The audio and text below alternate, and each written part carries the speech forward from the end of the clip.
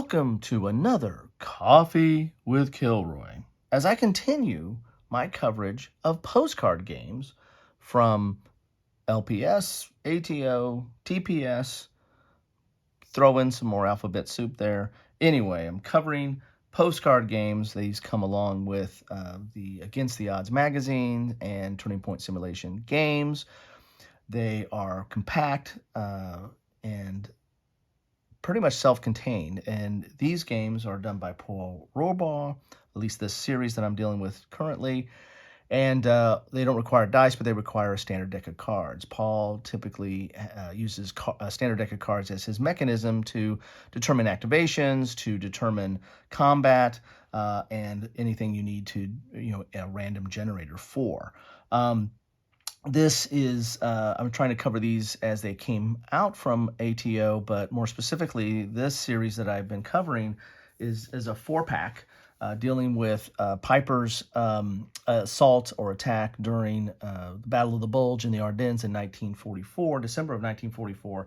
And I'll put a link to the other ones I've covered, but I've covered, Paying the Pieper and a Dash of Pieper, which, had maps A and B, a little bit different counter sets, different maps, and some different rule conditions on there.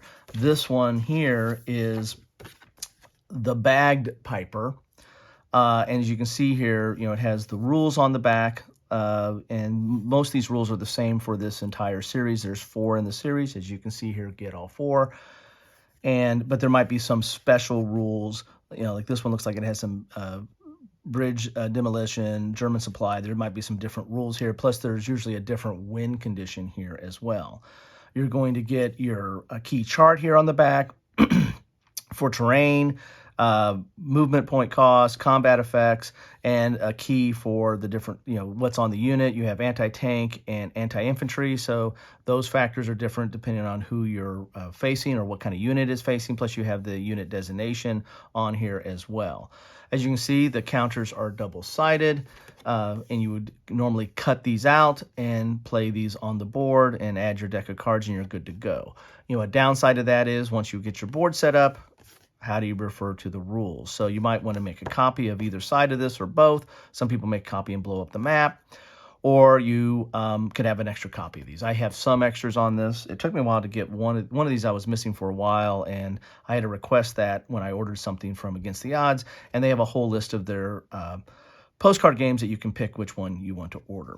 Another feature that came with this, let's scoot in a little bit here. Move my coffee. Time for a sip. Everybody take a sip. But another feature that came with this is they came with the counter set for the entire series. So these counters apply to all 4 games, and so I don't have to cut these out. Now you can request a counter sheet, and usually they're just like 1 line for each of the postcard, or 2 lines for each of the postcard games. But this one, they end up giving me a counter sheet that has all the counters for all 4 games, and these are nice. They're decent thickness. They're typical ATO counters. They're good thickness, good color, very clear, printed on the front and back, of course.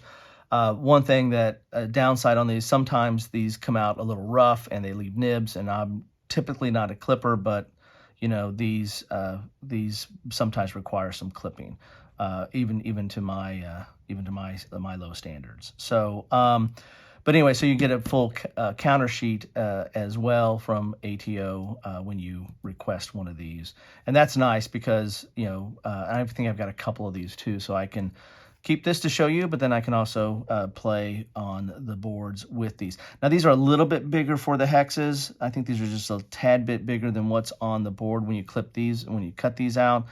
But, as I said, some people blow these boards up, but I find that they work okay. You don't have a ton of counters. This is the complete counter set for this game. There's a little bit different counter set for each one of the games. So you're not dealing with a ton of counters here. It is a postcard game, for goodness sake.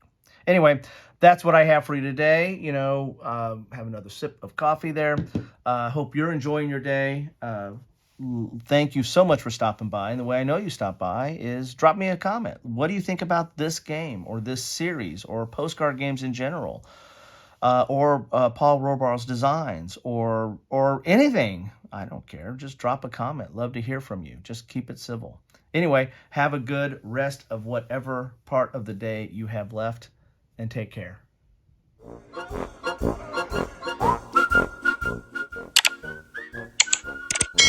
Thanks for watching.